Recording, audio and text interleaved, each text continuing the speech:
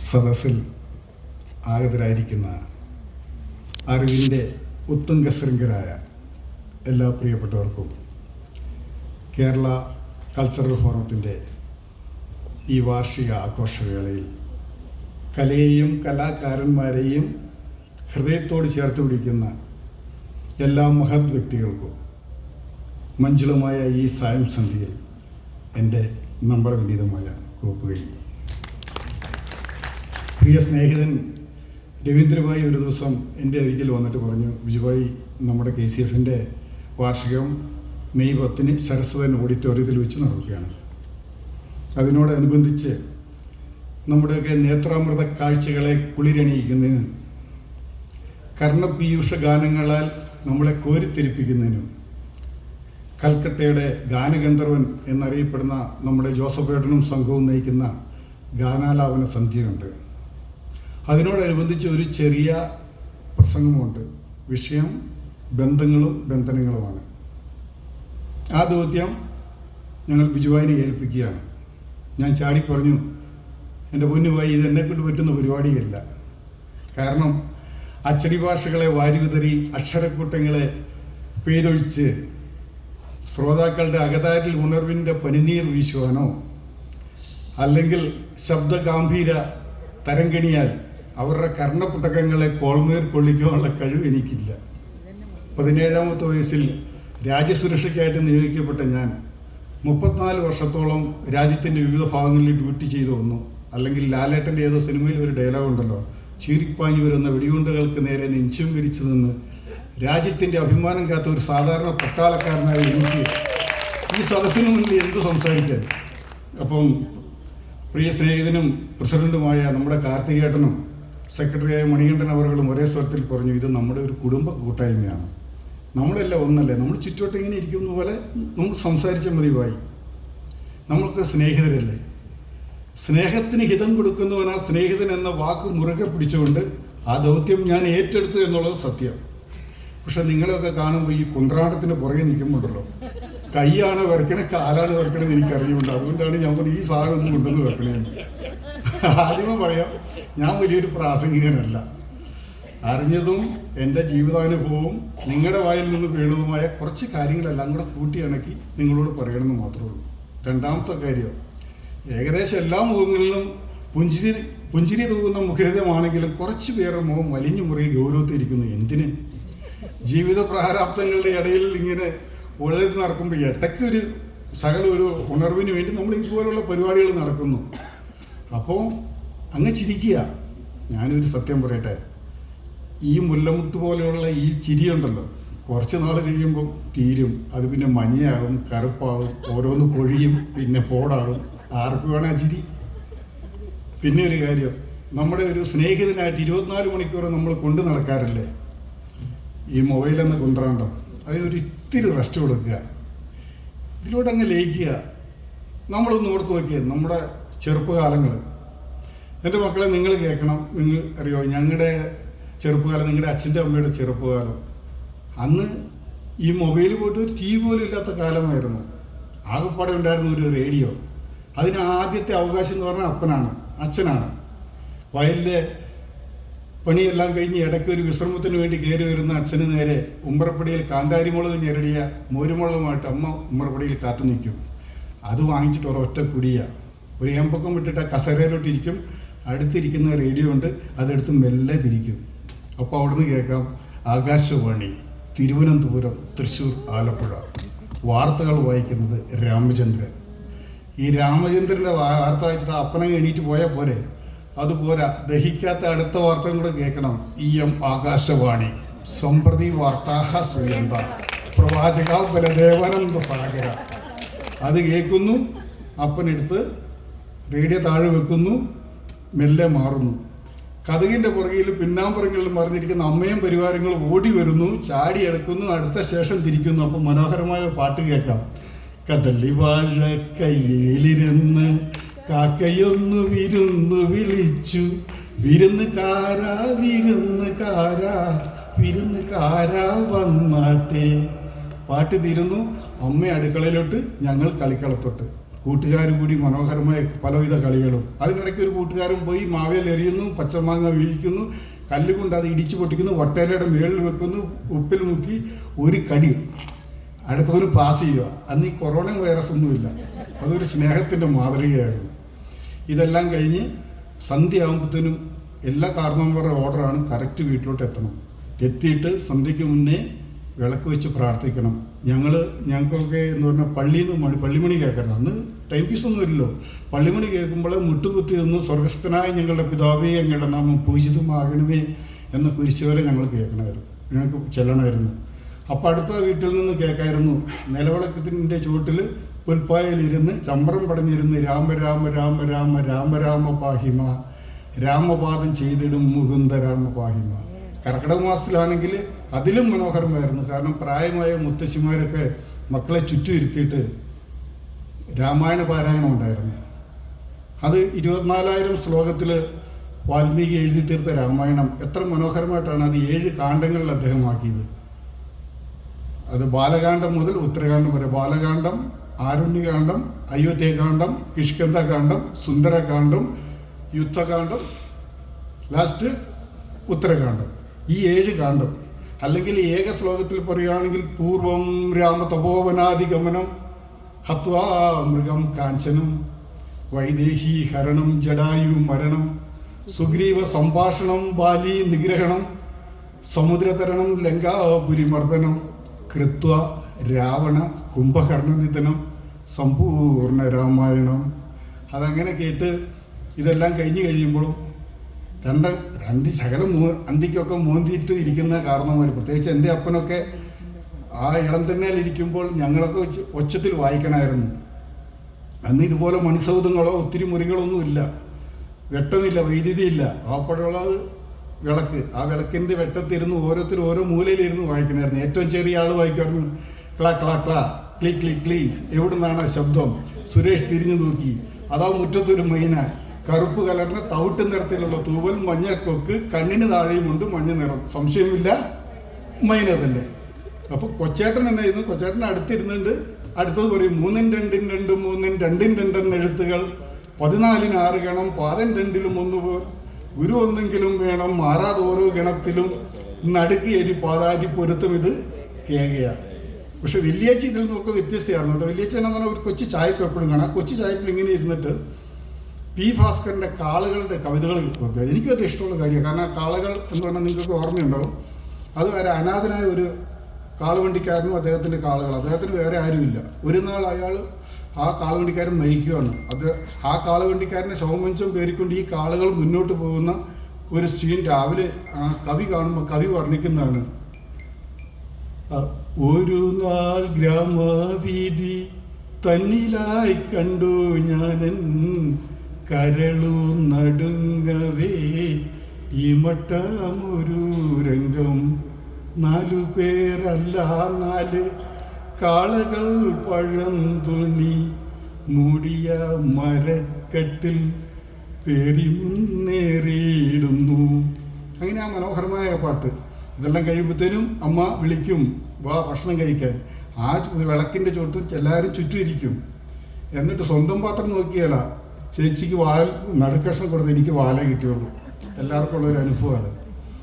ഇതും കഴിഞ്ഞ് തഴപ്പാതിരിക്കും, ചാണകം മെഴുകിയ തറയിൽ വിരിച്ചിട്ട് എല്ലാവരും കൂട്ടമായിട്ട് കിടക്കുക. കാരണം 2 മുറിയാണ്. ഒരെണ്ണത്തിനകത്ത് അച്ഛനും അമ്മയായിരിക്കും, ഒരെണ്ണത്തിന് ഞങ്ങളും മക്കളെല്ലാവരും ആയിരിക്കും. എന്നിട്ട് ഭയങ്കര കഥ പറച്ചില്ല. ഇടയ്ക്ക് അച്ഛൻ എന്നൊരു വെക്കും, അതൊരു സിഗ്നലാണ്. കിടന്ന് ഉടനെ ലൈറ്റ് ഓഫ് ചെയ്യും, അതേ വിളക്ക് ഊതും, പെട്ടെന്ന് കയറി കിടന്നുറങ്ങും. രാവിലെ അമ്മ കേൾക്കുമ്പോൾ എണീറ്റ് വരുമ്പോൾ അമ്മയ്ക്കായിരിക്കും ഏറ്റവും കൂടുതൽ ചിരി വരുന്നത്. കാരണം രാത്രി അമേരിക്കക്കാരായിട്ട് കിടത്തിയ പിള്ളേരെ രാവിലെ നോക്കും ആഫ്രിക്കക്കാരായിട്ട്. കാരണം ഈ ചാണകത്തിനകത്ത് മെഴുകി പരസ്പരം അങ്ങോട്ടും ഇങ്ങോട്ടും നോക്കുമ്പോൾ അയ്യോ നീയാണോ എന്ന് ചോദിക്കുന്ന ഒരു പേടി. അങ്ങനെ കാലങ്ങൾ മാറി, കാലാവസ്ഥയും മാറി. ദിവസങ്ങൾ മാസങ്ങളായി, മാസങ്ങൾ വർഷങ്ങളായി. അതോടൊപ്പം നമ്മളും വളർന്നു. പിന്നെ ജീവിതത്തിൻ്റെ 2 അറ്റം കൂട്ടിക്കെട്ടാനായിട്ടുള്ള നെട്ടോട്ടമായിരുന്നു. അതിനിടയ്ക്ക് നമ്മളെ സ്നേഹിച്ച നാടിനെയൊക്കെ നമുക്ക് ഉപേക്ഷിക്കേണ്ടി വന്ന കാലം. കവിയുടെയൊക്കെ സങ്കല്പത്തിൽ പറയുകയാണെങ്കിൽ മൊട്ടക്കുന്നുകളും വട്ടമരങ്ങളും പച്ചപ്പട്ടിൽ വിരിച്ച പുൽമേടുകളും കളകളാരവും മുഴക്കി പുല്ലിനോടും പുൽനാമ്പുകളോടും കിന്നാരം പറഞ്ഞൊഴുകുന്ന കുരുവികളും തുമ്പയും തുമ്പിയും പിച്ചിയും തെച്ചിയും വിസ്മൃതിയിലാക്കി കൂടപ്പിറപ്പുകളെയും കൂട്ടുകാരെയും മാതാപിതാക്കളെയും നിറകണ്ണുകളോട് നോക്കി കൂകിപ്പായും തീവണ്ടിയിൽ നമ്മളും ഈ വങ്കനാട്ടിലെത്തി. പിന്നെ നമ്മൾ പരസ്പരമായി സുഹൃത്തുക്കൾ, സ്നേഹിതർ, ജ്യേഷ്ഠാനുജന്മാർ എല്ലാവരും. ഞാൻ പറയാൻ കാരണം നമ്മൾ എവിടെ പോയാലും പക്ഷെ നമുക്ക് നമ്മുടേതായി കിട്ടിയ കലാമൂല്യങ്ങളും കലാസംസ്കൃതികളും ഒരിക്കലും മറക്കാൻ പാടില്ല. കാരണം അതിനൊരു ഉദാഹരണം എന്നാന്ന് പറഞ്ഞാൽ, എൻ്റെ ബംഗാളി 3-4 സുഹൃത്തുക്കൾ എൻ്റെ ഓഫീസിൽ നിന്നും ഡിസംബർ മാസത്തിൽ നമ്മുടെ കേരളം കാണാൻ പോയി. കേരളം കാണാൻ പോയിട്ട് തിരിച്ചു വന്നിട്ട് എന്നോട് പറഞ്ഞു, ഓ വിതോ കീ കുറിച്ച്. ഈ ഭാഷ പഠിക്കാൻ വലിയ കുഴപ്പമൊന്നുമില്ല. കാരണം എന്ന് പറഞ്ഞാൽ ചുണ്ടി ഇത്തിരി കൂർപ്പിച്ച് വെച്ച് കഴിഞ്ഞാൽ ബംഗളയായി. പൊത്ത ചാച്ച് കീ കുറിച്ച്. അതുപോലെ മൂക്കൊരു പകുതി അടച്ചിട്ട് എല്ലാ വാക്കിൻ്റെ ഇടയ്ക്ക് ഒരു ഇങ്ക ചേർത്തു. അത് തമിഴായി. അയ്യാ എപ്പടി നല്ല ഇറക്കണം, പോയിട്ട് വാങ്ങേ മണക്കയ്യാ. അതേപോലെ ഒരു തെലുങ്കിലാണെങ്കിൽ എല്ലാത്തിനും ഒരു ഇണ്ടി ചേർത്തു. ഏമിണ്ടി, ചെപ്പണ്ടി, പോത്തണ്ടി. അപ്പോൾ ഇന്ന് പറഞ്ഞ പോലെ അങ്ങനെയുള്ള ടാക്ടീസിലാണ് ഞാൻ ലാംഗ്വേജ് പഠിച്ചത്. അപ്പോൾ ഇവരെന്നോട് പറഞ്ഞു, നിങ്ങളുടെ എത്ര മനോഹരമായ നാട് കണ്ടു നിങ്ങളൊക്കെ എന്തിനാ അവിടെ നിന്ന് പോകുന്നു. അപ്പോഴാണ് സത്യത്തിൽ നമ്മുടെ നാടിൻ്റെ മനോഹാരിത അറിഞ്ഞത്. പക്ഷെ അവരറിയുന്നില്ല നമ്മുടെ ഉള്ളിലെ വേദന നമ്മൾ എന്തിനാ വന്നെന്ന്. അപ്പോൾ അവരെന്നോട് ചോദിച്ച ഒരൊറ്റ 2 ചോദ്യങ്ങളാണ്. ഒന്ന് നമ്മുടെ ഈ കഥകളിനെക്കുറിച്ച്. കഥകളി എന്താണ്, കേരളത്തിൻ്റെ എന്ത് ഭൂപടം കാണിച്ചാലും കഥകളിനെക്കുറിച്ച് പറയുന്നു. രണ്ടാമത്, എവിടെ കുറേ ആൾക്കാർ കറുത്ത മുണ്ട് കൊടുത്ത് മാലയിട്ട് തലയിൽ ഒരു കെട്ടുമായിട്ട് സ്വാമിയപ്പ എന്ന് പറഞ്ഞ് ഇരിപ്പുണ്ട്. അത് എന്താണ് അവരുടെ തലയിൽ വെച്ചിരിക്കുന്ന കെട്ട്. അപ്പോൾ ഞാൻ പറഞ്ഞു, ദാദാ അത് ശബരിമല സന്നിധാനത്തോട്ട് അയ്യപ്പ ദർശനം കാണാൻ പോകുന്ന അയ്യപ്പ ഭക്തരാണ്. അവരുടെ തലയിൽ ഇരുമുടിക്കെട്ടെന്ന് പറയും, അവരുടെ തലയിൽ വെച്ചിരിക്കുന്നത്. അത് 41 ദിവസത്തെ വ്രതാനുഷ്ഠാനം കഴിഞ്ഞതിന് ശേഷം പോകുന്നവരാണ്.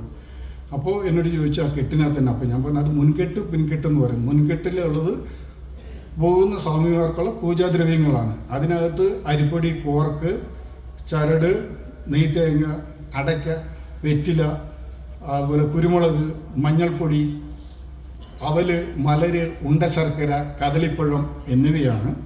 അത് കെട്ടുമുറയ്ക്കേണ്ടത് ഗുരുസ്വാമി എന്ന് പറയും. ഗുരുസ്വാമി എന്ന് പറഞ്ഞാൽ 18 വർഷം തുടർച്ചയായിട്ട് ശബരിമല ദർശനം ചെയ്ത ആളിനാണ് ഗുരുസ്വാമി എന്ന് പറഞ്ഞത്. ഗുരുസ്വാമിയാണ് ഈ കെട്ട് നിറയ്ക്കേണ്ടതെന്നും പിൻകെട്ടിലുള്ളത് യാത്രമധ്യേ പോകുന്ന സ്വാമിക്ക് ഉപയോഗിക്കാനുള്ള സാധനങ്ങളാണെന്നും ഈ 2 കെട്ടിലും ഇരുമുടിക്കെട്ട് ഈ പന്തലിന് മുന്നിൽ പോകുന്നയാൾ കിഴക്കോട്ട് തിരിഞ്ഞ് പരമശിവനെ മനസ്സിൽ ധ്യാനിച്ച് ലളിത സഹസ്രനാമം ചൊല്ലി 3 വട്ടം വലം ചുറ്റി കയ്യിലിരിക്കുന്ന അരി ഈ കെട്ടിലോട്ട് എറിയതിന് ശേഷം ശരണമളിയോടുകൂടി തലയിലെടുത്ത് മുന്നോട്ട് പോകുമെന്നും യാത്രമധ്യേ പമ്പാനദിയിൽ ഇറങ്ങി പിതൃതർപ്പണം നടത്തി ശബരിമലയിൽ അയ്യപ്പ ദർശനം നടത്തുമെന്നും താഴെ ഇറങ്ങിയിട്ട് 100 മീറ്റർ ദൂരെ തെക്ക് ഭാഗത്തായിട്ട് മാളികപ്പുറത്തമ്മയുണ്ട്, മാളികപ്പുറത്തമ്മേനെ കാണുമെന്നും ഈ കെട്ടിനകത്തുള്ള പുകല കറുപ്പുസ്വാമിക്കും മഞ്ഞൾ നാഗത്തറയിൽ വിതറാനും കുരുമുളക് വാവൂർസ്വാമിക്കുള്ളതാണെന്നും ഉണ്ടശർക്കരയും കദളിപ്പഴവും മലരും മിക്സായിട്ട്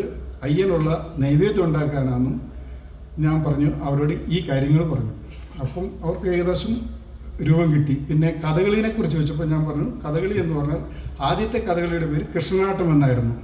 അത് കോഴിക്കോട് സാമൂതിരിയുടെ നേതൃത്വത്തിൽ കുറച്ച് കലാകാരന്മാർ ചേർന്ന് ഒരുക്കിയ ഈ കൃഷ്ണനാട്ടം കാണാൻ കൊട്ടാരക്കര തമ്പുരാൻ എത്തുകയും കൊട്ടാരക്കര തമ്പുരാൻ ഏറ്റവും ഇഷ്ടപ്പെട്ടിട്ട് അങ്ങോട്ട് വരാൻ പറയുകയും ചെയ്തപ്പം പോയില്ലെന്ന് മാത്രമല്ല, ഈ കോഴിക്കോട് സാമൂതിരി കളിയാക്കി കൊട്ടാരക്കരക്കാർക്ക് അതിനുള്ള കഴിവുണ്ടോ എന്ന് ചോദിച്ചപ്പോൾ ആ വാശിയിൽ കൊട്ടാരക്കര തമ്പുരാൻ വീണ്ടും ഒരു കലാരൂപം സൃഷ്ടിച്ചു. അതിന് രാമനാട്ടെന്നും പേരായിരുന്നു. പിന്നീട് അത് കോട്ടയത്ത് അവതരിപ്പിച്ചു. കോട്ടയത്തെ തമ്പുരാനാണ് ഇതിന് കഥകളി എന്ന് പേര് കൊടുക്കുകയും പിന്നീട് വള്ളത്തോളിൻ്റെ നേതൃത്വത്തിൽ കലാമണ്ഡലം സ്ഥാപിച്ച് തൃശ്ശൂർ കഥകളി ആവുകയും ചെയ്തു എന്ന് പറഞ്ഞ് ആ കഥയും പറഞ്ഞു. എന്നിട്ട് വീണ്ടും ഒന്ന് ചോദിക്കണ്ടല്ലോ എന്ന് പറഞ്ഞ് ഞാൻ പറഞ്ഞു, ദാദാ അവനെ കാജാച്ചെന്ന് പറഞ്ഞ് ഞാൻ സൈഡ് കിട്ടെ. അപ്പം ഈ ഞാൻ പറഞ്ഞ എന്താണെന്ന് പറഞ്ഞാൽ ഈ കാര്യങ്ങളൊക്കെ നമ്മൾ കുറച്ച് അറിയണമെന്ന് പറഞ്ഞാൽ നമ്മൾ മാതാപിതാക്കൾ, പ്രത്യേകിച്ച് അമ്മമാരൊക്കെയാണെന്ന് പറഞ്ഞാൽ അടുപ്പിച്ചിരുത്ത് പിള്ളേരെ കുട്ടികളെ. കാരണം ഇന്നത്തെ യുഗമല്ല, ഇന്നത്തെ ഈ കുട്ടികളോടൊക്കെ നല്ല രീതിയിൽ ഒരു പറഞ്ഞ് മനസ്സിലാക്കി കഴിഞ്ഞാലേ പറ്റുള്ളൂ. അത് ആദ്യമേ എന്നാ വേണ്ടതെന്ന് പറഞ്ഞാൽ ഈ കുട്ടികളെ രാവിലെ തന്നെ വിളിച്ചെണീപ്പിക്കേണ്ട ഒരു രീതിയുണ്ട്. ഇന്നാളെ ഞാൻ ഒരു പ്രാവശ്യം പറഞ്ഞായിരുന്നു, ഈ വിളിച്ചെണീപ്പിക്കേണ്ട കാര്യം എന്നാന്ന് പറഞ്ഞാൽ ഈ രാത്രിയിലെ അടുക്കള പരിപാടിയെല്ലാം കഴിഞ്ഞ് പിന്നെ ഈ ചാറ്റിങ്ങും എല്ലാം കഴിഞ്ഞ് കിടന്ന് കറങ്ങുമ്പോൾ ഒരു നേരമാവും. രാവിലെ എണീക്കുമ്പോൾ അയ്യോ നേരമായല്ലോ എന്ന് പറഞ്ഞ് ഓടിപ്പോകുന്നു, അടുക്കളയിൽ വെക്കുന്നു, ചായക്ക് വേണ്ടി പാൽ വെക്കുന്നു, കൊച്ചിനുള്ള ടിഫിൻ വേറെ, അപ്പനുള്ള ടിഫിൻ വേറെ, ഇതെല്ലാം തയ്യാറാക്കി ക്ലോക്കിലോട്ട് നോക്കുമ്പോൾ ലേറ്റായി. ഉടനെ നല്ല സ്വപ്നത്തിൽ നല്ല സുഖമായിട്ട് കടന്നു നിൽക്കുന്ന കൊച്ചിൻ്റെ അരികിലോട്ട് ഓടി അങ്ങ് ചെല്ലുകയാണ്. ചെന്ന ഉടനെ ഡീ കിട്ടിയില്ലേ? ഈ ഞെട്ടലാണ് കുട്ടികൾ. ആ വൈകുന്നേരം വരെ ആ ക്ലാസ്സിലിരുന്ന് ആ കൊച്ചി ഇതേ ഞെട്ടലായിരിക്കും. കൊച്ചു കണ്ണ് തുറന്ന് നോക്കുമ്പോൾ എന്താ പറയുക, കേശവാറെല്ലാം അഴിഞ്ഞ് കയ്യിലൊരു ചട്ടമൊക്കെ ആയിട്ട് അങ്ങനെ നിൽക്കുക.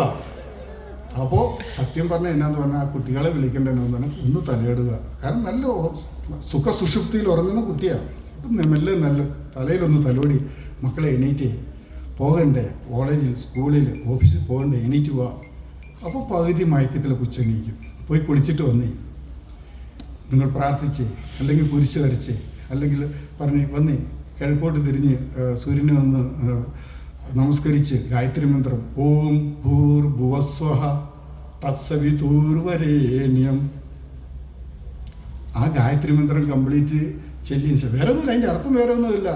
3 ലോകങ്ങൾക്കും വെളിച്ചം വീശുന്ന സൂര്യഭഗവാനെ എൻ്റെ മനസ്സിലെ അന്ധകാരത്തെ നീക്കി എൻ്റെ മനസ്സിലും പ്രകാശം വീശണമേ എന്ന് മാത്രമേ ഉള്ളൂ. അതുപോലെ തന്നെ നമ്മുടെ നാട്ടിലോട്ട് പോകുമ്പം അവരെ കൂട്ടിക്കൊണ്ട് പോകണം. ഇല്ല ഞങ്ങൾ വരുന്നില്ല പഠിക്കണ്ടേ, എന്താണേലും നാട്ടിലോട്ട് പോകണം. നമ്മുടെ അച്ഛനമ്മമാരെ അടുത്ത് ഇരിക്കുമ്പോൾ അവരെയും കൂട്ടിയിരുത്തണം. അവർ നിത്യോപയോഗ സാധനങ്ങൾ, അതായത് നിസ്സാരം ടൂത്ത് ബ്രഷ് ആണെങ്കിലും ശരി, ബെഡ്ഷീറ്റ് ആണെങ്കിലും നോക്കണം. അച്ഛൻ്റെ അമ്മയുടെ അത് പഴകിയതാണെങ്കിൽ നമ്മൾ തന്നെ അത് എടുത്ത് മാറ്റി പുതിയത് മേടിച്ചു കൊടുക്കണം. ഈ കുട്ടികളെ ഇവർ കാണിച്ചു കൊടുക്കണം നമ്മളെന്താണ് ചെയ്യണം എന്നുള്ളത്. അതുപോലെ തന്നെ അവരെ നമ്മൾ അമ്പലത്തിലോ മസ്ജിദിലോ പള്ളിയിലോ പോകുമ്പോൾ അവരെയും കൂടെ കൂട്ടണം മക്കളെയും. അവർ പറയും ഇല്ലില്ല ഞങ്ങളിതൊരു മൂവി കാണുമ്പോൾ ലാലേട്ടൻ്റെ പിക്ചർ ഇറങ്ങിയിട്ടുണ്ട്. ഇല്ല, കാരണം എന്നാന്ന് പറഞ്ഞാൽ സ്വന്തം വിശ്വാസത്തെ കാത്തു സൂക്ഷിച്ചുകൊണ്ട് അവരുടെ വിശ്വാസത്തെ ബഹുമാനിക്കാൻ പഠിപ്പിക്കണം.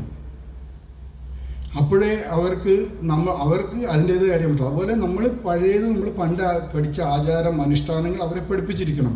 ഇപ്പോൾ നമ്മൾ പോവുകയാണ്, അമ്പലത്തിലോട്ട് പോവുകയാണെങ്കിൽ തന്നെ അമ്പലം, ക്ഷേത്രം എന്ന് പറയും അമ്പലം എന്ന് പറയുമ്പോൾ അത് രണ്ടും ഒന്ന് തന്നെ. അമ്പലം എന്ന് പറഞ്ഞാൽ ഒരു തമിഴ് വാക്കാണ് അൻപ് ആലയം.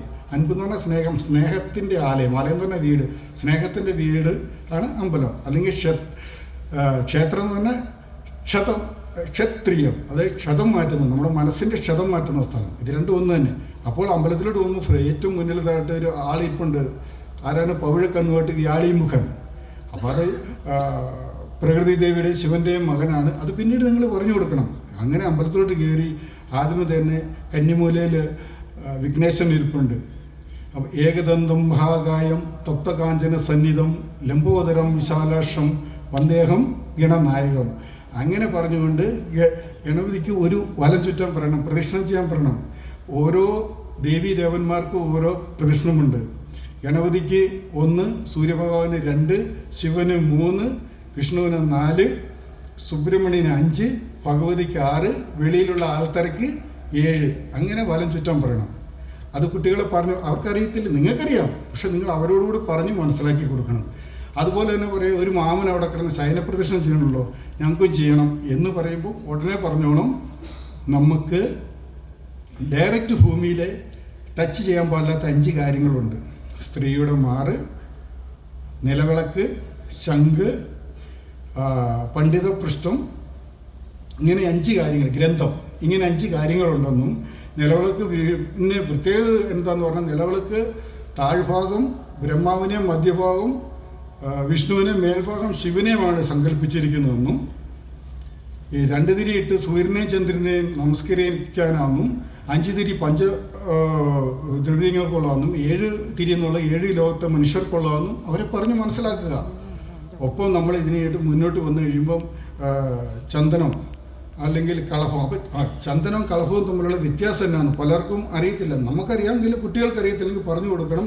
ചന്ദനം എന്ന് പറഞ്ഞാൽ സുഗന്ധപൂരിതമായ ഒരു വൃക്ഷത്തിൽ നിന്നും എടുക്കുന്ന ഒരു പീസാണ്. അത് പാണിക്കല്ല്, കല്ലിൻ്റെ പേര് പാണിക്കല്ലിൽ ഉരച്ചിട്ടാണ് നമ്മൾ തൊടേണ്ടതെന്ന് പറഞ്ഞാൽ മോതിര വിരലിലാണ് ടച്ച് ചെയ്ത് തൊടേണ്ടതെന്നും ആ കുട്ടിയെ പറഞ്ഞ് മനസ്സിലാക്കി കൊടുത്തു. നാളെ ആണെങ്കിൽ ആ കുട്ടി അങ്ങനെ തന്നെ തൊട്ടോളൂ. രണ്ടാമത് എന്നാന്ന് പറഞ്ഞാൽ കളഭം എന്ന് പറഞ്ഞാൽ 5 കൂട്ടങ്ങളാണ്. ഗോരോചനം, പിന്നെ ചന്ദനം, പച്ചക്കർപ്പൂരം, പനിനീര്, ഇങ്ങനെയുള്ള 5 ഐറ്റം കൊണ്ടാണ് കളഭം ഉണ്ടാകുന്നത്. കളഭം ചേർത്ത് ഗുരുവായൂരപ്പനെയല്ല മേൽശാന്തിയാണ് കളഭം ചേർത്താറുള്ളത്. അപ്പോൾ അതങ്ങനെയാണെന്നും അതുപോലെ തന്നെ നമ്മൾ തീർത്ഥം എങ്ങനെ വാങ്ങണം, അത് നിങ്ങൾ വാങ്ങിച്ചിട്ട് മുന്നോട്ട് പോകും. പക്ഷേ കുട്ടി എങ്ങനെ വാങ്ങിക്കണം നിങ്ങൾ നോക്കണം. തീർത്ഥം എങ്ങനെ സ്വീകരിക്കണം എന്ന് പറഞ്ഞാൽ ശാന്തിക്കാരൻ തീർത്ഥം തരുമ്പോൾ ഈ വിരലെന്ന് പറഞ്ഞാൽ അഹങ്കാരത്തെ ഉപയോഗിക്കുന്ന നീ ഇങ്ങോട്ട് അങ്ങോട്ട് പോയി ഓർഡർ കൊടുക്കണേ. ഈ അഹങ്കാരത്തെ അടിയിലോട്ടാക്കി ഈ ബ്രഹ്മിനെ മേൽഭാഗത്ത് വെക്കണം. ഇതിങ്ങനെ വെച്ചിട്ട് ഇങ്ങനെ വാങ്ങിച്ചിട്ട് തീർത്ഥം വാങ്ങിക്കണം എന്നാണ്. ചിലരിങ്ങനെ മേടിക്കും, അങ്ങനെയല്ല. യഥാർത്ഥത്തിൽ തന്നെ അഹങ്കാരത്തിനെ താഴെയാക്കി ബ്രഹ്മീനെ മേലിലോട്ടാക്കി തീർത്ഥം സ്വീകരിച്ചതിന് ശേഷം മിച്ചം വരുന്ന തീർത്ഥത്തിൻ്റെ ഒരു തുള്ളി ഉണ്ടെങ്കിൽ പോലും ഇങ്ങനെ എറിയാൻ പാടില്ല. അത് സ്ത്രീകൾ റബ്ബർ ബാൻഡ് ഇടുന്ന അതിന് പറയുന്ന പേരാണ് ശിഖം. ശിഖത്തിലോട്ട് തൂക്കണം എന്ന് പറയണം. അപ്പോൾ അങ്ങനെ നമ്മൾ ഈ ചെറിയ ചെറിയ കാര്യങ്ങളാവാം, അതൊക്കെ നമ്മൾ മക്കളോട് പറഞ്ഞ് മനസ്സിലാക്കി കൊടുത്തെങ്കിൽ മാത്രമേ അവരനുസരിക്കുകയുള്ളൂ. ഇന്നല്ലെങ്കിൽ നാളെ നമ്മുടെ പെൺകുട്ടികളെ ആണെങ്കിലും നമ്മൾ മറ്റൊരു വീട്ടിലോട്ട് വിടണ്ടല്ലോ. ഇന്നത്തെ യുഗം എന്ന് പറഞ്ഞാൽ IT ഫീൽഡൊക്കെയാണ്. ഭാര്യയും ഭർത്താവും രണ്ടുപേരും ജോലിക്കാരാണ്. ഇപ്പം അങ്ങോട്ട് കൊണ്ട് ഫ്രണ്ട്സ് എല്ലാം കൂടെ വന്നു. അവളോട് പറഞ്ഞു, മോളെ പോയി ഒരു ചായ ഇട്ടുകൊണ്ട് പോവാ, ഫ്രണ്ട്സ് ഇരിക്കുക. ഈ മോൾക്ക് ചായ ഉണ്ടാക്കാൻ അറിയത്തില്ലെങ്കിൽ എന്ത് ചെയ്യും? കുക്കർ കൊണ്ടുവന്ന് വെക്കും. കുക്കറിനകത്ത് കുറേ വെള്ളം ഒഴിക്കും, കുറേ തേയിലപ്പൊടി ഇടും, പഞ്ചസാര ഇടും. ചേട്ടാ എത്ര വിസിലടിക്കണം, എത്ര സിറ്റി അടിക്കണം എന്ന് ചോദിക്കുമ്പോൾ ചേട്ടന് പിന്നെ അടി മുതൽ മേലും വരെ പെരുത്തിരിക്കും. അപ്പോൾ ചേട്ടൻ സരിക്കുമ്പോൾ പറയും, കാരണം നാണം കെട്ടല്ലോ. ഇതിങ്ങനെ പറഞ്ഞ് വിഷമത്തിൽ ഇരിക്കുമ്പോഴായിരിക്കും വിളിച്ചിട്ട് പറഞ്ഞു, മമ്മ എന്നെ ഇങ്ങനെ ചീത്ത വിളിച്ചു, അത് വിളിച്ചു, ഇത് വിളിച്ചു എന്ന് പറഞ്ഞു. ഉടനെ മമ്മ എന്നാൽ വിശദമായിട്ടൊന്നും ചോദിക്കത്തില്ല. എൻ്റെ മോക്ക് എല്ലാം തന്ന്, ജോലിയും തന്ന്, എല്ലാം തന്നിട്ടല്ലേ നിൻ്റെ കൂടെ പറഞ്ഞു വിട്ടെന്ന് പറഞ്ഞു. മമ്മ രാമായണം വായിക്കാൻ തുടങ്ങുമ്പം അവൻ ആ തക്കം പൊക്കം നോക്കിയിട്ട് എന്നെ എന്ന് പറയുമോ, മണിയുടെ ഒരു പാട്ട് പാടും. അമ്മൻ്റെ മോളെ ഞാൻ നിക്കാഹ് ചെയ്ത് ആകെ കുഴപ്പത്തിലായി, അവൾ കാലത്തേണിക്കൂല, മുറ്റ മടിക്കൂല, പല്ലും കൂടി തേക്കൂലെന്നേ. അങ്ങനെയുള്ള ആ ചാൻസുകളും കാര്യങ്ങളൊന്നും കൊടുക്കണ്ട. ഇതൊക്കെ ഒരു ബന്ധങ്ങളാണ്. ഈ ബന്ധം എന്ന് പറഞ്ഞാൽ ഇന്നത്തെ വിഷയം തന്നെ അതാണ്. അമ്മയും മക്കളും തമ്മിലുള്ള ബന്ധം. ബന്ധങ്ങൾ പലതാണല്ലോ. മാതാപിതാക്കളും മക്കളും തമ്മിലുള്ള ബന്ധം, സഹോദരങ്ങൾ തമ്മിലുള്ള ബന്ധം, പിന്നെ സുഹൃത്തുക്കൾ തമ്മിലുള്ള ബന്ധം. അപ്പോൾ ഈ ബന്ധം എന്ന് പറഞ്ഞാൽ സുഹൃത്തുക്കൾ തമ്മിലുള്ള ബന്ധം എന്ന് പറയുമ്പോൾ ഞാൻ പെട്ടെന്ന് ഓർമ്മ വരുന്നത് നമ്മുടെ കുചേലൻ്റെ ശ്രീകൃഷ്ണൻ്റെ കഥ, സുധാമയുടെ ശ്രീകൃഷ്ണൻ്റെ കഥ.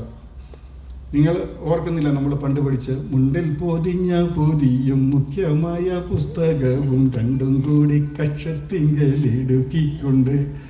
ആ പാട്ട്, അതായത് കൊടും ദാരിദ്ര്യം, മക്കൾ പട്ടിണിയിലിരിക്കുക.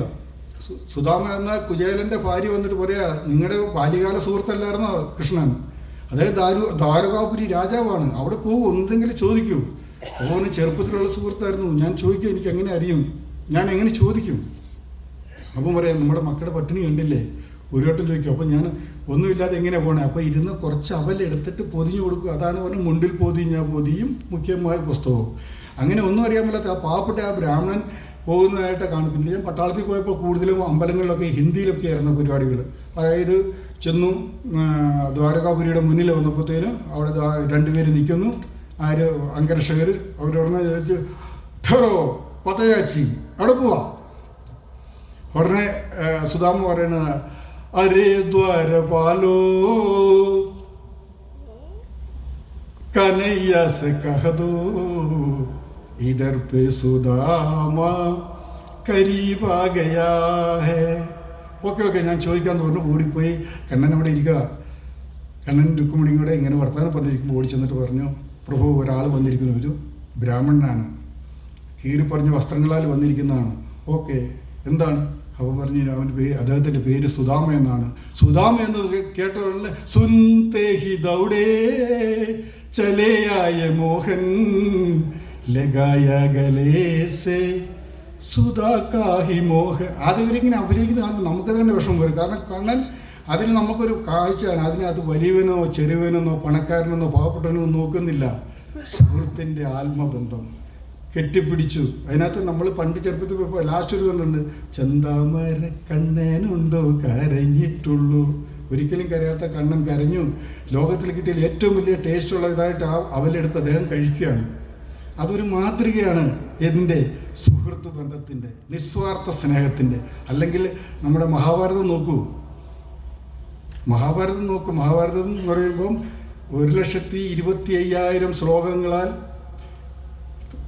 വ്യാസമുനി തീർത്ത മഹാഭാരതം, അല്ലെങ്കിൽ 18 പർവ്വം, ആദിപർവ്വം മുതൽ സ്വർഗാരോഹണ പർവ്വം വരെ. അപ്പോൾ എനിക്ക് ഏറ്റവും എന്നെ മനസ്സുകൊണ്ട് ആകർഷിച്ച ആൾ കർണനാണ്. ഇതുപോലെ തന്നെ മഹാഭാരത യുദ്ധം ആരംഭിക്കാൻ പോവുകയാണ്. കൃഷ്ണഭഗവാൻ അറിയായിരുന്നു, കർണൻ നെടുംതൂണായിട്ട് നിന്ന് കഴിഞ്ഞാൽ ഈ കൗരവരെ തോൽപ്പിക്കുക അസാധ്യമാണ്. അപ്പോൾ തുടങ്ങുന്നതിന് മുന്നേ കൃഷ്ണൻ പോയിട്ട് കർണനെ കൂട്ടിക്കൊണ്ട് വരുവാണ്. ഒരു സൈഡിലോട്ട് പോകാൻ, നമുക്ക് ആ പിള്ളേച്ചൻ്റെ കിടക്ക് ഒരു ചായ കുടിക്കാൻ പോകാമെന്ന് പറഞ്ഞ് കുട്ടി തോളെ കൈയിട്ടിട്ട് പറഞ്ഞു, ഞാൻ ഒരു നഗ്ന സത്യം നിന്നോട് പറയാൻ പോവുകയാണ്. നീ വിഷമിക്കരുത്. നീ യുദ്ധം ചെയ്യാൻ പോകുന്നത്, നീ വാളെടുക്കുന്നത്, നീ വില്ല് കൊലയ്ക്കാൻ പോകുന്നത് ആരുടെ നേരെയാണെന്നറിയാവോ? നിന്റെ സ്വന്തം സഹോദരങ്ങളുടെ നേരെയാണ്. നിന്റെ അമ്മ കുന്തിദേവിയാണ്, നിന്റെ അച്ഛൻ സൂര്യനാണ്. അതുകൊണ്ട് കർണ, നീ നിന്ന് കൊല്ലാൻ പോകുന്നത്, അല്ലെങ്കിൽ നീ യുദ്ധം ചെയ്യാൻ പോകുന്നത് നിന്റെ സഹോദരങ്ങളുടെ നേരെയാണ്. കർണൻ ഞെട്ടിപ്പോയി. കാരണം ഒരിക്കലും കേൾക്കാത്ത ഒരു സത്യം കേട്ടു. കർണൻ ഉടനെ കുറച്ചു നേരം ചിന്തിച്ചു. എന്നിട്ട് ഭഗവാനോട് പറഞ്ഞു, പ്രഭു, അങ്ങ് പറഞ്ഞ സത്യമാണ്. ഇത്രയും നാൾ ഞാൻ അറിയാത്തൊരു കാര്യം കേട്ടു, അത് സത്യം. പക്ഷേ എല്ലാവരും സൂതപുത്രനെന്നും രാധേയനെന്നും പറഞ്ഞ് എന്നെ കളിയാക്കിയപ്പോൾ, പല സ്ഥലങ്ങളിൽ നിന്ന് എന്നെ മാറ്റപ്പെട്ടപ്പോൾ, അംഗരാജ്യം നൽകി നാണക്കേടിൽ നിന്നും അപമാനത്തിൽ നിന്നും എന്നെ ഉയർത്തിയ ഒരാളുണ്ട്. നിങ്ങളുടെ മുന്നിൽ അവൻ ദുഷ്ടനാകാം, ശത്രുവാകാം. ദുര്യോധനൻ. അവൻ എൻ്റെ പ്രിയ സുഹൃത്താണ്. അദ്ദേഹത്തിന് ഞാനൊരു വാക്ക് കൊടുത്തു. എൻ്റെ അഭിമാനം കാത്തപ്പോൾ എൻ്റെ ജീവൻ പോലും നിനക്ക് വേണ്ടി ഞാൻ അർപ്പിക്കാം. അതുകൊണ്ട് പ്രിയ കർണ, പ്രിയ പ്രഭു, എന്നോട് ക്ഷമിച്ചാലെന്ന്. അതാവണം ഹൃദയത്തിൽ നിന്നുള്ള കൂട്ടുകെട്ട്, ആത്മബന്ധം. 2011-12 തോന്നുന്നു, നമ്മുടെ കേരളത്തിൽ മലയാള ഭാഷ സെക്കൻഡ് ലാംഗ്വേജിൽ ഒരു ക്വസ്റ്റ്യൻ ഉണ്ടായിരുന്നു. ഹരിത എസ് ചെയ്ത സൽപ്രവൃത്തിനെ കുറിച്ച് എഴുതാൻ പറഞ്ഞു. ഹരിത എസ് എന്ന് പറഞ്ഞ ഒരു കുട്ടി 7 വയസ്സുള്ള 2ാം ക്ലാസ്സിൽ പഠിക്കുന്ന ഒരു കുട്ടി, തനിക്ക് കിട്ടുന്ന ബർത്ത്ഡേക്ക് കിട്ടുന്നതും ഓണത്തിന് കിട്ടുന്നതൊക്കെ പൈസ ആ കുട്ടി സൂക്ഷിച്ചു വെച്ചു. എന്നിട്ട് ക്ലാസ് ടീച്ചറിൻ്റെ അടുത്ത് കൊണ്ടുവന്ന് ടീച്ചറിൻ്റെ കയ്യിലോട്ട് കൊടുക്കുകയാണ്. ടീച്ചറിനോട് പറയാണ്, ടീച്ചർ ഈ പൈസ ഒന്ന് എണ്ണി നോക്കിയാൽ എത്രയുണ്ട്? ടീച്ചർ നോക്കി, 262 രൂപയുണ്ട് മോളെ. എന്താണെന്ന് പറയാ, ഇത് 1ാം ക്ലാസ്സിൽ സുമയ്യ എന്ന് പറഞ്ഞൊരു കൂട്ടുകാരി എനിക്കുണ്ടായിരുന്നു. അവളിപ്പം എൻഡോസൾഫാനിൽ പിടിപെട്ട് തളർന്നു കിടക്കുകയാണ്. അവളെ ചികിത്സിപ്പിക്കണം ടീച്ചറെന്ന്. ആ ടീച്ചർ പൊട്ടിക്കരഞ്ഞു പോയി. ആ കുട്ടീനെ ചേർത്ത് നിർത്തി. പ്രധാന അധ്യാപിക പിറ്റേ ദിവസം അസംബ്ലിയിൽ ഈ കാര്യങ്ങൾ പറഞ്ഞു ആ കുട്ടീനെ വിളിച്ചിട്ട് അവരെല്ലാവരും ചേർന്ന് 2,60,000 രൂപ പിരിച്ചു മറ്റുള്ള എല്ലാവർക്കും വേണ്ടി പറ്റുന്നവരെ അവരെ സഹായിച്ചു എന്നാണ്. അതാവണം കൂട്ടുകെട്ട്. അല്ലാതെ ഒരു ചെറിയ കാര്യത്തിൽ സ്നേഹം അല്ല കൂട്ടുകെട്ട് എന്ന് പറഞ്ഞാണല്ലോ. ശ്രീബുദ്ധൻ പറഞ്ഞ പോലെ, ശ്രീബുദ്ധനോട് ശിഷ്യന്മാർ ചോദിച്ചു, ഈ ഇഷ്ടവും പ്രണയവും തമ്മിൽ തന്നെ എന്താ വ്യത്യാസം? അപ്പം ബുദ്ധൻ പറഞ്ഞു, വെളിയിൽ നിൽക്കുന്ന ഒരു പുഷ്പം കാണിച്ചിട്ട് പറഞ്ഞു, ഈ പുഷ്പം പറിക്കുന്നതിനെ പറയും ഇഷ്ടം എന്ന് പറയും. ആ പുഷ്പത്തിൻ്റെ ചുവട്ടിൽ വെള്ളമൊഴിച്ച് അതിനെ പരിപാലിക്കുന്നതിന് പ്രണയം എന്ന് പറയും. ഇപ്പം എവിടെയാണ് പ്രണയം? ഇപ്പം എവിടെയാണ് ഇഷ്ടം? എല്ലാവരും ഇഷ്ടക്കാരെ, എല്ലാവർക്കും ഇങ്ങനെ പറിച്ചിലെടുക്കലല്ലേ. നമ്മളൊക്കെ പണ്ടൊക്കെ എന്നാന്ന് പറഞ്ഞാൽ പ്രണയം നഷ്ടപ്പെട്ടാൽ ആ റബ്ബർത്തോട്ടത്തിൽ പോവും, ഒരു കട്ടൻപീടി വലിക്കും. സുമംഗലി നീയോർമ്മിക്കുമോ സ്വപ്നത്തിലെങ്കിലും ഈ ഗാനം. ആ പാട്ട് പാടി നടക്കുകയുള്ളായിരുന്നു. അല്ല ആസിഡ് എയർ ഇല്ലായിരുന്നു, കത്തി വെച്ചുള്ള എയർ ഇല്ലായിരുന്നു. അതുപോലെ തന്നെയല്ലേ സഹോദരബന്ധം. സഹോദരബന്ധം എന്ന് പറഞ്ഞാൽ ആ തഴപ്പായിൽ ആ കെട്ടിപ്പിടിച്ച് കിടന്ന ആ സഹോദരങ്ങളല്ലേ 1 സെൻറ്റ് മണ്ണിന് വേണ്ടി, ഇത്തിരി പണത്തിന് വേണ്ടി തമ്മിൽ തല്ലുന്നത്, വർഷങ്ങളായി അങ്ങോട്ടും ഇങ്ങോട്ടും നമ്മൾ പരസ്പരം മിണ്ടാതിരിക്കുന്നത്. ഇത് പറയുമ്പോൾ വീണ്ടും പുരാണങ്ങളിലോട്ട് ഞാൻ പോകുന്നത്, അയോധ്യയിൽ 14 വർഷത്തെ വനവാസത്തിന് വേണ്ടി ശ്രീരാമനും സീതയും ഇറങ്ങിത്തിരിച്ചപ്പോൾ അനുജനായ ലക്ഷ്മണൻ അവരുടെ കൂടെ തിരിഞ്ഞു. സുമിത്രയായ അമ്മ ഒത്തിരി പറഞ്ഞു, ഊർമിളയായ ഭാര്യ ഒത്തിരി പറഞ്ഞു പോകരുതേ. പക്ഷേ ഇല്ല, എൻ്റെ ഏട്ടനെ, എൻ്റെ ഏട്ടത്തെയും മേനെ എനിക്ക് പരിപാലിക്കണം, അവർക്ക് രക്ഷയാകണം. ഉടനെ സുമിത്ര പറഞ്ഞു, ഇന്നു മുതൽ രാമൻ നിൻ്റെ അച്ഛനും സീത നിൻ്റെ അമ്മയുമാണ്, നീ അതുപോലെ നോക്കും മോനെ. അങ്ങനെ പോവുകയാണ്. അതിനുശേഷം മാന്ത്രിക വിദ്യയിലൂടെ ശ്രീരാമൻ രാവൺ അവരെ അപഹരിക്കുകയാണ്. അപ്പം സീതയുടെ കയ്യിലിരുന്ന കുറച്ച് ആഭരണങ്ങൾ അവർ താഴ്ത്തിട്ട് ഇടുകയാണ്. കാരണം അറിയാമായിരുന്നു എങ്ങനെയാണേലും എൻ്റെ ഭർത്താവും അനുജനും എന്നെ അന്വേഷിച്ച് വരുമെന്ന്. അങ്ങനെ അത് വാനരപ്പടയ്ക്ക് കിട്ടുകയും ശ്രീരാമനും ലക്ഷ്മണനും അന്വേഷിച്ച് വരുന്ന സമയത്ത് ആ സ്വർണം കയ്യിൽ കിട്ടുകയാണ്. ആ സ്വർണം ശ്രീരാമൻ്റെ കയ്യിൽ കിട്ടിയ ഉടനെ ശ്രീരാമൻ ലക്ഷ്മണനോട് ചോദിച്ചു, ഈ മാലയും ഈ കമ്മലും നിൻ്റെ ഏട്ടത്തിയമ്മയുടെ അല്ലേ? അവൻ പറഞ്ഞു, എനിക്കറിയില്ല പ്രഭു, എനിക്കറിയില്ല ജ്യേഷ്ഠ. ഓക്കെ, ഈ വള നോക്കൂ, ഈ വള നിൻ്റെ ഏട്ടത്തിയമ്മയുടെ അല്ലേ? ഇല്ല ജ്യേഷ്ഠ, എനിക്കറിയത്തില്ല. അവസാനമായിട്ട് ഒരു പാദസരം എടുത്തിട്ട് ചോദിച്ചു, ഈ പാദസരം നോക്കൂ, ഇത് നിൻ്റെ ഏട്ടത്തിയുടെ അല്ലേ? അപ്പോൾ ലക്ഷ്മണൻ പറഞ്ഞു, തീർച്ചയായിട്ടും ഇതെൻ്റെ ഏട്ടത്തിയമ്മയുടെയാണ്. ഞാൻ ദിവസവും ഈ കാലിലാണ് കാൽപാദ പൂജ ചെയ്യണത്. അതെൻ്റെ ഏട്ടത്തിയമ്മയുടെയാണ്. അതാണ് സഹോദരങ്ങൾ തമ്മിലുള്ള ബന്ധം. കഴിഞ്ഞ ദിവസം നമ്മൾ ഞെട്ടലോടെയല്ലേ കേട്ടത്, തിരുവനന്തപുരത്ത് 2 അനുജന്മാർ കൂടി ചേട്ടനെ വഴിയിലിട്ട് ആക്രമിച്ച് കൊല്ലുന്നു, കയ്യും കൊണ്ട് മർദ്ദിച്ച് കൊല്ലുന്നു. നിങ്ങളൊക്കെ കേട്ട് കാണും. അവസാന ജീവൻ പൊടിയുമ്പോൾ ആ ചേട്ടൻ ഓർത്ത്, ഇവർ ഈ കുട്ടികളെയല്ലേ, ഈ കുഞ്ഞനുജന്മാരെയല്ലേ ഞാൻ നഴ്സറിയിൽ കൊണ്ടുപോയത്, അച്ഛനും അമ്മയും പണിക്ക് പോകുമ്പോൾ ഈ കുഞ്ഞനുജന്മാർക്കല്ലേ ഞാൻ വാരി കൊടുത്തിരുന്നത്, ആ കൈകൊണ്ടല്ലേ ഇവരെന്നെ അടിക്കുന്നത്. എന്തുകൊണ്ടാണെന്നറിയോ? അവർ ലഹരിയുടെ മാരകമായ ആക്രമണത്തിന് അടിമയായിരുന്നു.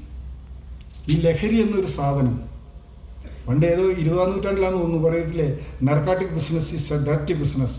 മറ്റുള്ള സാധനങ്ങൾ പോലെയല്ല മയക്കുമരുന്ന് ഇസ് എ കില്ലർ ട്രക്ക്, ആളെ കൊല്ലി. നമ്മളിപ്പോഴും റേഡിയോയിലൊക്കെ പരസ്യം ഉണ്ടായിരുന്നതില്ലേ. ആ പരസ്യത്തിൻ്റെ കാര്യം പറഞ്ഞപ്പോൾ അത് ഓർത്ത്, നമ്മൾ അച്ഛനും അമ്മയും ഇപ്പോൾ മക്കൾ സ്കൂളിൽ നിന്നോ കോളേജിൽ നിന്നോ ഓഫീസിൽ നിന്നോ തിരിച്ചു വരുമ്പോൾ നിങ്ങൾ ശ്രദ്ധിക്കേണ്ട ഒരു കാര്യം എന്നാൽ, പ്രത്യേകിച്ച് അമ്മമാർ, അവരുടെ മൂഡ് എന്താണ്, അവരുടെ മുഖം എന്താണ്, വന്ന ഉടനെ വലിഞ്ഞു മുറുകയാണോ ഇരിക്കുന്നത്, ദേഷ്യമാണോ, ഓടിപ്പോയി കഥ അടയ്ക്കുകയാണോ? ഉടനെ ഭർത്താവ് വരുമ്പോൾ പറയണം, ഇങ്ങനെ ഇതുണ്ടല്ലോ, ഇങ്ങനെ ഒരു പ്രശ്നമുണ്ടല്ലോ, ഇത് എന്നാണ് മോൻ ആപ്പാട് മൂഡ് ഓഫിലാണ്.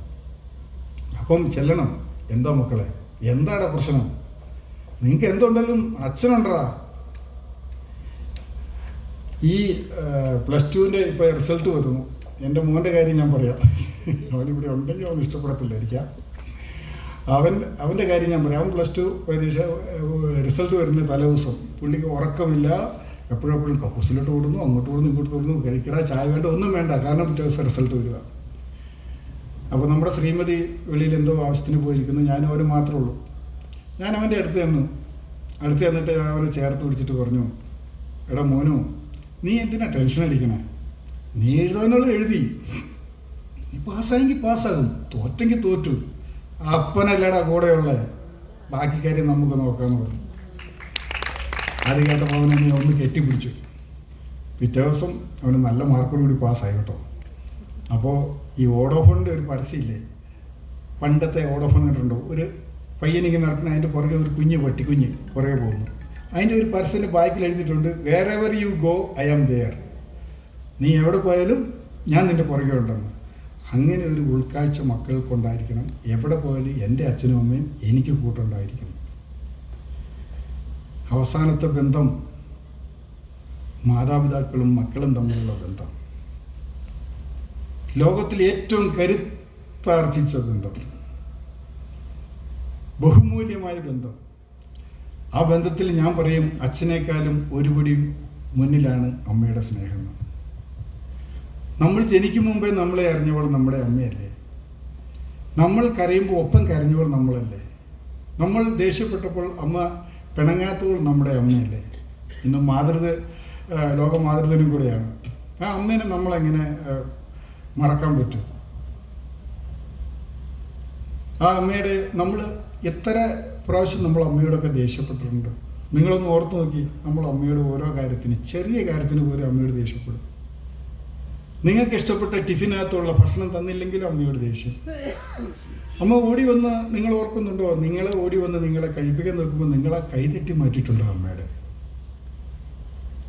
ഇതിൽ നിന്ന് ഒരു കഷ്ണമെങ്കിലും കഴിച്ചിട്ട് പോടാ മോനെ എന്ന് പറഞ്ഞ് അമ്മ ഓടി വരും. അതുപോലും കഴിക്കാതെ നിങ്ങൾ ദേഷ്യപ്പെട്ട് ഇറങ്ങിപ്പോവും. നിങ്ങൾ ഒരു വട്ടെങ്കിലും നിങ്ങൾ തിരിഞ്ഞു നോക്കിയിട്ടുണ്ടോ? തിരിഞ്ഞു നോക്കിയെങ്കിൽ നിങ്ങൾ കാണായിരുന്നു കണ്ണീർ പുറങ്കൈയാൽ തുടയ്ക്കുന്ന അമ്മയുടെ മുഖം. എന്നിട്ടും അമ്മയ്ക്ക് പിണക്കില്ല. അമ്മ തിരിഞ്ഞു നിന്ന്, എൻ്റെ ദൈവങ്ങളെ, എൻ്റെ കുഞ്ഞിനെ കാത്തോളണേ എന്നാ പറയുള്ളൂ. അതാണ് അമ്മ. കഴിഞ്ഞ ദിവസം നമ്മൾ ഇതേപോലെ തന്നെ ഒരു വാർത്ത കേട്ടതല്ലേ, ക്രിസ്റ്റി എന്ന ഒരു യുവാവിൻ്റെ കാര്യം. 24 വയസ്സുള്ള ക്രിസ്റ്റി എന്ന മകൻ ബാംഗ്ലൂർ ഉന്നത പഠനത്തിന് വേണ്ടി, BCA പഠനത്തിന് വേണ്ടി പെട്ടതാണ്. ഗീതമ്മ എന്ന ഒരു അമ്മ. അവരെനിക്ക് തോന്നുന്ന തയ്യൽക്കാരിയും മറ്റുള്ള കാര്യങ്ങളൊക്കെ ആയിരുന്നു. പക്ഷെ ചെറുക്കൻ അവിടെ പോയി കൂട്ടുകെട്ടി ലഹരിക്ക് അടിമയായി. ലഹരിയുടെ മാരകമായ പിടിയിലായപ്പോൾ അവൻ പഠനം പൂർത്തിയായി തിരിച്ചു വന്നു. അവന് പൈസ വേണം, എപ്പോഴും അമ്മയായിട്ട് വഴക്കം. അമ്മ അവനെ ഉപദേശിച്ച് നല്ലതാക്കാൻ നോക്കിയ ആ അമ്മയുടെ ജീവനാണ് അവനെടുത്തത്. അനശ്വര സ്നേഹത്തിൻ്റെ പാനപാത്രം മനസ്സിൽ പൂജിക്കും നമ്മൾ മുന്നിൽ കാണുന്ന അമ്മയുടെ ജീവനാണ് ആ പയ്യനെടുത്തത്. എനിക്ക് തോന്നുന്നത് അവസാന ശ്വാസം എടുത്തപ്പോഴും ആ അമ്മയ്ക്ക് ആ മകനോട് പിണക്കം ഉണ്ടായിരുന്നോ? ഇല്ല. കാരണം അവൻ വിശന്ന് കരഞ്ഞപ്പോൾ തൻ്റെ അമൃതകുംഭത്തിൽ നിന്നും തേൻകണം ചൊരിഞ്ഞ് അവൻ്റെ ദാഹം അകറ്റിയവളാ ആ അമ്മ. അവൻ വീഴാൻ പോയപ്പോൾ ഓടി വന്ന് അവനെ താങ്ങിയെടുത്തോളാ അമ്മ. പനി പിടിച്ച് കിടന്നപ്പോൾ ഉറങ്ങാതെ ഉണ്ണാതെ അവനെ പോറ്റിയവളാ അമ്മ. അമ്മയുടെ അവസാന ജീവൻ പോകുന്നോടും വരെ ആ അമ്മ മകനെ ശപിച്ചിട്ടുണ്ടാകത്തില്ല. പ്രിയപ്പെട്ടവരെ, ഒരിക്കലും അമ്മേനെ നമ്മൾ കുറ്റപ്പെടുത്തരുത്. നമ്മൾ ഇല്ലെങ്കിൽ നിങ്ങളൊന്നും ഓർക്കണം, അമ്മേ എന്ന് വിളിക്കുമ്പോൾ മോനെ എന്നുള്ള മറുപടി പറയാൻ ആ വിളി ഉണ്ടാകത്തില്ല. അതിനൊരു അവസരം കൊടുക്കരുത്. നമ്മൾ അഥവാ വിദ്വേഷം എന്തെങ്കിലും പറഞ്ഞിട്ടുണ്ടെങ്കിൽ തന്നെ അമ്മേനെ സ്നേഹിക്കണം. അതുപോലെ വേറൊരാളുണ്ട് വീട്ടിൽ കേട്ടോ, അച്ഛൻ. ചിരിക്കാൻ സാധിക്കാത്ത, കരയാൻ സാധിക്കാത്ത, മനസ്സ് ഉള്ളു നിറയെ സ്നേഹം പൊതിഞ്ഞു വെച്ചിരിക്കുന്ന ഒരാൾ. ഒത്തിരി ചിരിച്ചാൽ പറയും നിങ്ങൾ ഭയങ്കരമായിട്ട് സന്തോഷിച്ച് ലാളിച്ചതുകൊണ്ടാണ് നിങ്ങളുടെ മകൻ എങ്ങനെയായെന്ന്. കരഞ്ഞു കഴിഞ്ഞാൽ പറയും പെണ്ണുങ്ങളുടെ കൂട്ടി നിങ്ങൾ കരയുകയാണ്. ജോലിയെല്ലാം കഴിഞ്ഞ് തിരിച്ചു വരുമ്പോൾ ചോദിക്കുന്ന ഒരു ചോദ്യമുണ്ട്, നമ്മുടെ മോൻ ഉറങ്ങിയോടിയെന്ന്. ഞാൻ തൊട്ടിൽ കിടന്ന് ഉറങ്ങുമ്പോൾ അമ്മ വന്ന് ചോദിക്കും നമ്മുടെ മോൻ ഉറങ്ങിയോന്ന്. ഉറങ്ങിയെന്ന് പറഞ്ഞാൽ ആ മോനെ പയ്യനും എല്ലാം നോക്കും. അവൻ്റെ മൂർധാവിൽ ഇങ്ങനെ ഒന്ന് തലോടും അവൻ മെല്ലെ എണീക്കും എന്ന് പറഞ്ഞുണ്ട്. ഉടനെ അവിടെ നിന്ന് പറയും നിങ്ങൾ തന്നെയല്ലേ വിളിച്ച് എണീപ്പിച്ചേ, നിങ്ങൾ തന്നെ ഉറക്കാൻ പറയും. അന്നേരം അവന് യേശുദാസ് ആവുക. അവനറിയാവുന്ന ആ സമയത്ത് അവൻ രാമചന്ദ്രനാവുക, അല്ലെങ്കിൽ പ്രശസ്ത ഗായകരാവുക. കാരണം അവൻ അറിയത്തില്ല, എങ്കിലും അവൻ അങ്ങ് എടുക്കുകയാണ്, മെല്ലെ എടുക്കുകയാണ്. അവൻ മെല്ലെ കൈ ഇങ്ങനെ മെല്ലെ എടുത്തിട്ട് നെഞ്ചോട് ചേർത്ത് വെക്കും. ഈ മോൻ്റെ കാൽപാദം നെഞ്ചിലായിരിക്കും. ചേർത്ത് വെച്ചിട്ട് ഒരു പാട്ടുണ്ട്, കൺമണി പൊന്മണിയേ കാർത്തിക പൊൻകനിയേ ആരോ തളിരേ ആരാരോ ആരോ തളിരേ ആരാരോ. പിന്നെ ഭാര്യക്കിട്ട് നോക്കിയിട്ട് അമ്മയ്ക്കു വേണ്ടേലും തങ്കമൻ മോനല്ലേ, അച്ഛൻ്റെ സുന്ദരി മണിയല്ലേ.